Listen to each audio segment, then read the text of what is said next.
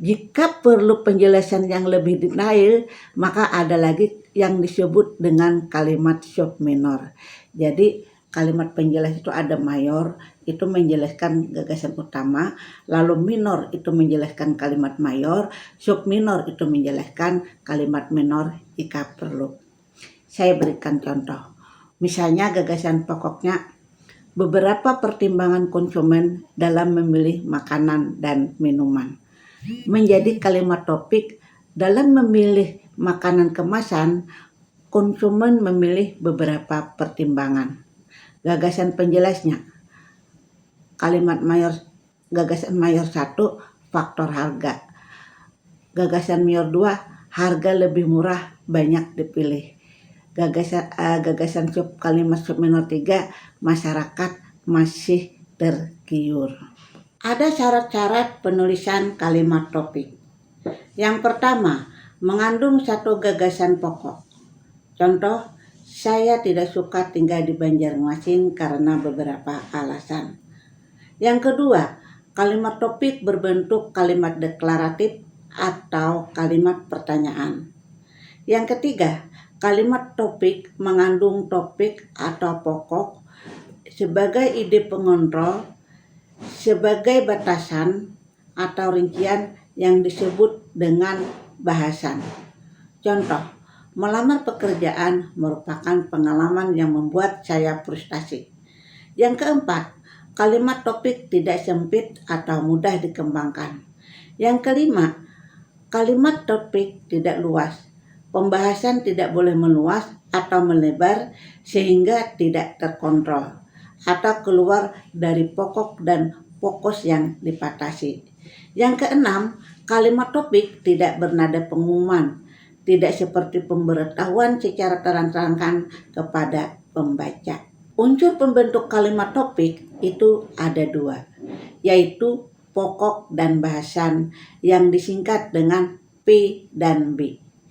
Pokok adalah masalah yang dibicarakan di dalam paragraf. Sedangkan bahasan adalah sesuatu yang diuraikan mengenai pokok tersebut. Contoh, uang palsu dapat dikenali dengan ciri-ciri 3D. Ada 4 pola kalimat topik, yaitu pokok dan bahasan dan pokok, keterangan dan pokok dan bahasan, serta keterangan, bahasan, dan pokok. Baiklah, saya akan berikan contoh satu persatu. Contoh yang pertama yaitu pola kalimat topik dengan pokok dan bahasan. Musik klasik berefek positif terhadap bayi di dalam kandungan. Yang kedua adalah contoh pola kalimat topik dengan bahasan dan pokok. Ada perbedaan antara budaya Indonesia dan Korea. Yang ketiga adalah contoh pola kalimat topik berupa keterangan, pokok, dan bahasan. Pada masa pandemi ini, pelaku bisnis perlu mempertimbangkan beberapa hal untuk mengembangkan bisnisnya. Dan yang terakhir, saya akan berikan contoh pola kalimat topik dengan keterangan, bahasan, dan pokok. Yaitu, agar sukses melakukan wawancara, ada 3 strategi yang perlu disiapkan pelamar. Kalimat topik akan dijelaskan oleh kalimat penjelas. Kalimat penjelas itu terdiri dari 3 jenis. Yang pertama adalah kalimat penjelas mayor atau kalimat mayor. Yang kedua adalah kalimat penjelas minor atau kalimat minor. Dan yang ketiga adalah kalimat subminor. Nah, yang pertama, kalimat penjelas mayor adalah kalimat pendukung yang menjelaskan secara langsung kalimat topik atau memberikan informasi lebih jelas tentang bahasan di dalam kalimat topik.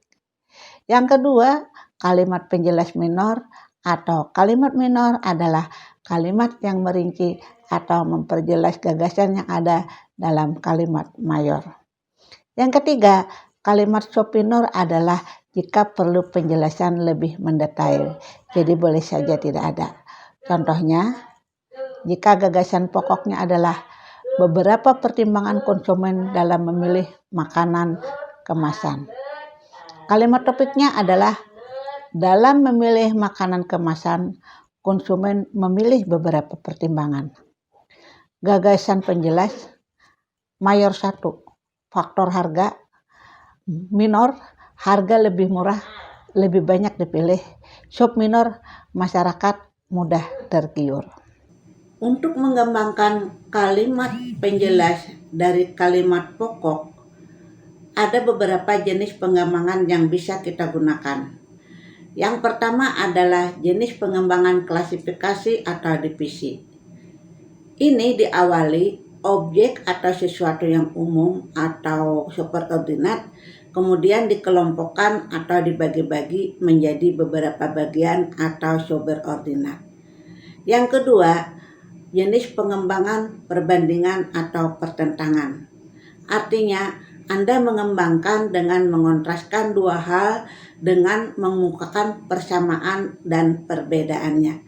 Misalnya, Anda menguraikan tentang perbedaan ketika Anda berwisata ke pantai dan ke gunung.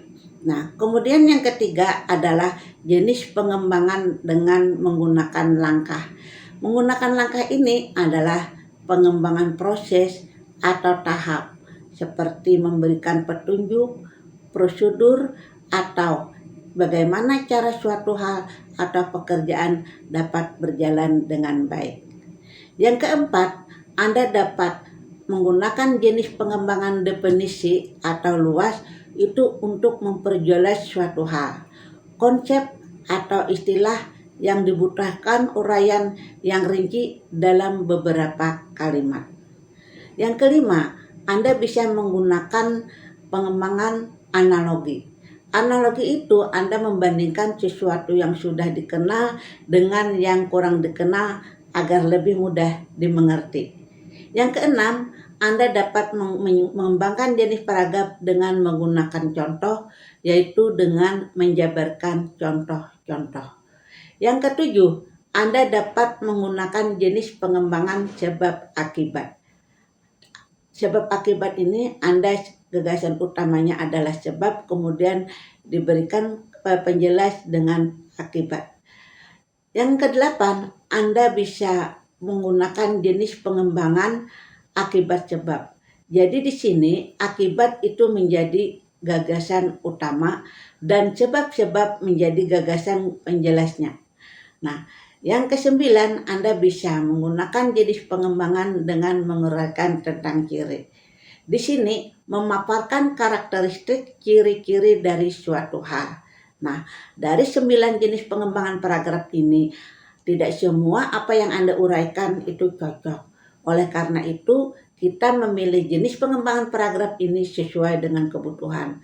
Ketika Anda misalnya ingin menjelaskan tentang cara memasak sesuatu, mungkin Anda menggunakan pengembangan dengan langkah.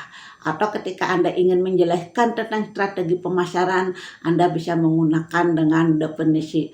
Atau ketika Anda ingin menjelaskan tentang masalah hukum, Anda bisa menggunakan dengan analogi dan sebagainya. Nah, oleh karena itu, dengan mengenal beberapa jenis pengembangan dalam menulis paragraf, mudahan Anda bisa memilih dan membuat paragraf yang baik. Yang berikut adalah jenis paragraf berdasarkan posisi kalimat topik. Yang pertama disebut dengan paragraf deduktif, yaitu kalimat topik di awal yang memerlukan perincian atau penjelasan. Pada umumnya, sebagian orang akan lebih menggunakan paragraf deduktif ini ketika pengembangannya. Yang kedua adalah paragraf induktif. Paragraf induktif, paragraf didahului dengan sejumlah kalimat penjelasan atau rincian dan diakhiri dengan kalimat yang umum, yaitu kalimat topik. Yang ketiga adalah paragraf deduktif induktif atau campuran, yaitu kalimat topik dinyatakan di awal paragraf dan diakhiri atau diulangi gagasannya kembali di akhir paragraf dengan kalimat yang berbeda. Yang keempat adalah kalimat topik itu di seluruh di seluruh kalimat dan biasanya itu disebut dengan paragraf naratif. Nah, biasanya di sini adalah semuanya itu menjadi kalimat topik karena semuanya merupakan rangkaian kalimat yang mendukung sebuah cerita.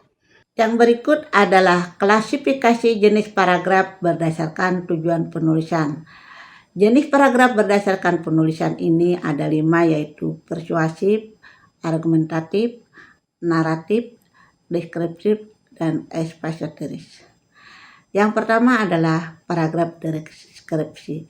Paragraf deskripsi itu bertujuan untuk melukiskan atau menggambarkan sesuatu dengan bahasa. Misalnya Anda ingin menggambarkan atau mendeskripsikan alam Loksado dengan keindahannya, atau pasar terapung dengan keramaiannya, atau pantai Pagatan yang eksotis. Yang kedua adalah paragraf persuasi. Paragraf persuasi itu bertujuan untuk mempromosikan sesuatu dengan cara mempengaruhi atau mengajak pembaca. Misalnya Anda mempromosikan tentang keindahan alam Loksado atau keindahan pantai Angsana atau kenikmatan makanan yang ingin Anda jual. Bisa juga Anda mempromosikan tentang kafe-kafe yang enak untuk didatangi di Banjarmasin. Yang ketiga adalah paragraf argumentatif. Paragraf argumentatif itu membahas satu masalah dengan bukti-bukti dan alasan yang mendukung. Contohnya, ketika Anda menjelaskan tentang dampak-dampak ekonomi masa pandemi akibat virus COVID-19. Yang keempat adalah paragraf naratif. Paragraf naratif adalah menuturkan peristiwa atau keadaan ke dalam bentuk cerita. Misalnya Anda menceritakan tentang peristiwa demo mahasiswa ketika memprotes rancangan undang-undang. Anda menggambarkan kejadian tersebut secara narasi. Nah, yang kelima adalah paragraf ekspositoris. Nah, tujuannya apa? Untuk memanfaatkan suatu fakta untuk menjelaskan suatu fakta atau kejadian tertentu. Jadi di sini menginformasikan suatu gagasan atau pengetahuan pembaca. Jadi di sini tidak ada unsur untuk mempengaruhi pembaca. Nah, misalnya Anda menjelaskan tentang bagaimana keadaan atau situasi dari pasar lama.